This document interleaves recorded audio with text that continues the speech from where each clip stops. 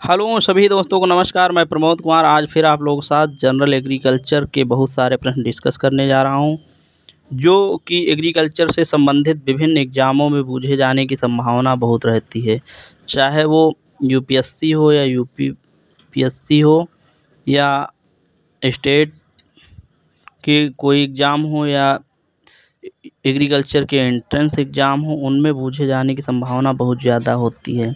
तो इसलिए इन प्रश्नों को बहुत ध्यान से पढ़ें, क्योंकि ये करंट बेस हैं जो अभी चल रहा है। एग्रीकल्चर में नई नई प्रोजेक्ट चल रहे हैं, उनको लेकर ये प्रश्न बनाए गए हैं।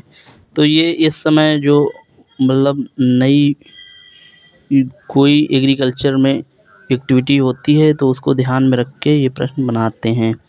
तो चलिए हम टॉपिक स्टार्ट करते हैं। प्रकाश संश्लेषण का अंतिम उत्पाद है। तो जो प्रकाश संश्लेषण से पौधों का अंतिम उत्पाद होता है वो है कार्बोहाइड्रेट। ऑक्सेनोमीटर का प्रयोग करते हैं वृद्धि को मापने में। प्रधानमंत्री द्वारा लॉन्च भारत के प्रथम डेयरी सामुदायिक रेडियो स्टेशन का नाम क्या है? इसका नाम रखा गया है दूधवाड़ी। नाबार्ड ने प्राकृतिक खेती को बढ़ावा देने हेतु 9 फरवरी 2022 को किस कार्यक्रम की शुरुआत की? ये जीवा नामक प्रोग्राम नाबार्ड ने स्टार्ट किया। तो नाबार्ड के बारे में बता देते हैं आप लोगों को। नाबार्ड का फुल फॉर्म है national bank for agriculture and rural development. इसकी स्थापना 12 जुलाई 1982 को हुई थी। इसका हेडक्वार्टर मुंबई में है।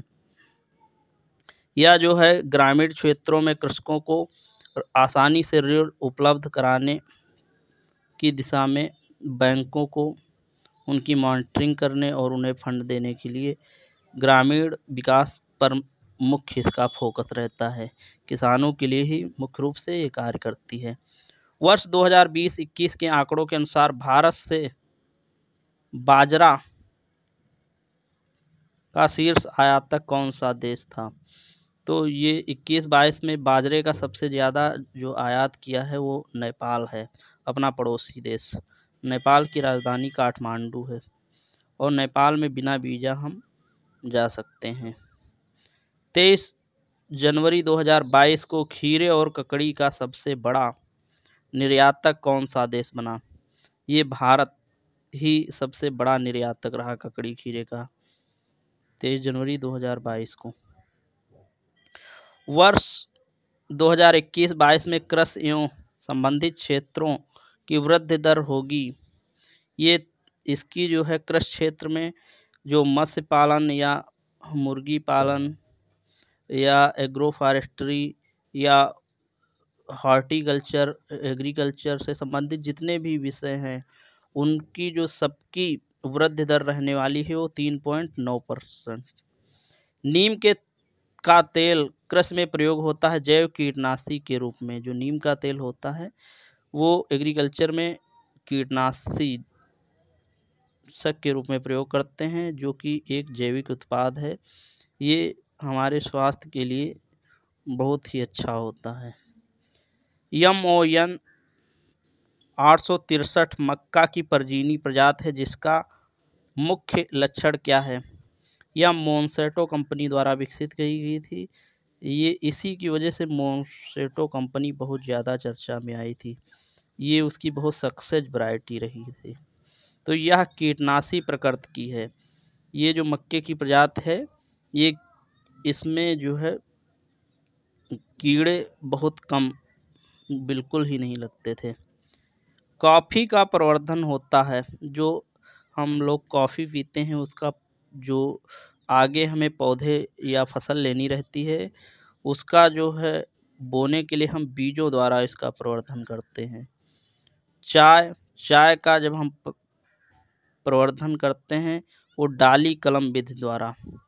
कॉफ़ी में हानिकारक पदार्थ कैफीन पाया जाता है तथा चाय में हानिकारक पदार्थ थीन नामक पाया जाता है, जो परीक्षाओं में बहुत ज़्यादा पूछा जाता है। और कॉफ़ी में भी थीन नामक पदार्थ पाया जाता है। सस्यावर्तन, बालू की बाढ़, वेदिका निर्माण, वायुरोध की विधियां प्रयोग की जाती हैं। जैसे मैदानी भागों में फसलों को हेर फेर कर बोना, लंबी जड़ों वाली के बाद उथली जड़ों वाली, दलहन के बाद जो है खाद्यान्न फसलें या खाद्यान्न के बाद बागवानी फसलें, ये सब। और बालू की बाढ़, जैसे राजस्थान वन में खेतों के चारों ओर बालू की बाढ़, या जो है पहाड़ी क्षेत्रों में जो वेदिका खेती, और जो हम अपने खेत के चारों ओर वायुरेधी और जैसे पौधे लगा देते हैं, जिससे कि ज़्यादा तेज़ आंधी आने पर हमारे फसलों को नुकसान ना हो। तो ये सभी विधियां जो है किस लिए प्रयोग की जाती हैं? ये मुख्यतया मृदा संरक्षण के लिए प्रयोग की जाती हैं। उर्वरक उत्पादन में भारत का स्थान कौन सा है? तो भारत का स्थान इसमें तीसरा है। जो उर्वरक उत्पादन है, प्रथम स्थान पर चीन है, दूसरे स्थान पर अमेरिका है उर्वरक उत्पादन में। धान्य फसलों के लिए एनपीके संतुलित अनुपात है। जैसे कि हम किसी फसल में 120, 60, 40, 30 ऐसे मान लो, उसका संतुलित अनुपात किसी धान्य फसल में देना है। गेहूं में, तो गेहूं में 120, फिर 60, 120 नाइट्रोजन, 60 फास्फोरस और 30 पोटास। तो इसका संतुलित अनुपात 4:2:1, 4:2:1 है। धान्य फसलों में जैसे धान, गेहूं, मक्का, ज्वार, बाजरा। दलहनी फसलों में एनपीके का आदर्श अनुपात, जैसे दलहनी फसलों में हमें एनपीके देना रहता, तो यही 30 नाइट्रोजन, 60 फास्फोरस और 30 पोटास 1:2:1 के अनुपात में सबसे आदर्श अनुपात माना गया है। सरकार प्रारंभ में किन सूक्ष्म पोषक तत्वों पर सब्सिडी देती थी? अब इस समय तो नहीं देती है, लेकिन पहले इन सूक्ष्म तत्वों पर सब्सिडी देती थी। ये थे बोरान और जिंक, क्योंकि अपने यहाँ जिंक की बहुत भारी कमी पाई जाती है, जिस पर सरकार सब्सिडी देती थी। तो ये हमारे रहे जनरल एग्रीकल्चर के बहुत सारे प्रश्न।